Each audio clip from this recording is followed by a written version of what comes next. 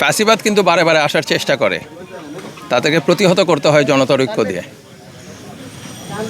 আমরা যেন বিভক্তির মধ্যে না যাই। থাকবে মত, থাকবে বিভিন্ন মতের ভিন্নতা থাকবে, কিন্তু একটা ক্ষেত্রে জাতীয় স্বার্থে যেন ঐক্যটা থাকে, এই ঐক্যের জন্যই বলছি।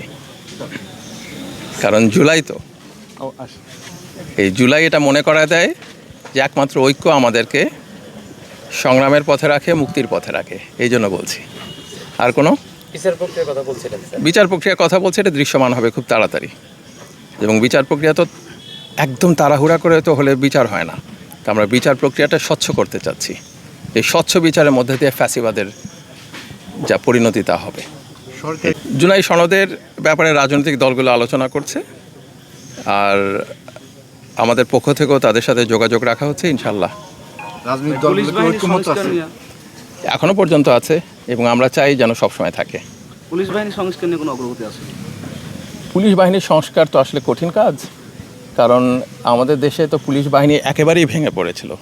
সেখান থেকে দাঁড় করানোর চেষ্টা হচ্ছে এবং সেই চেষ্টার মধ্যে দিয়ে আপনার সংস্কারটাও করতে হবে, যাতে এইরকম কিছু আবার কোনো দিন যেন না হয়।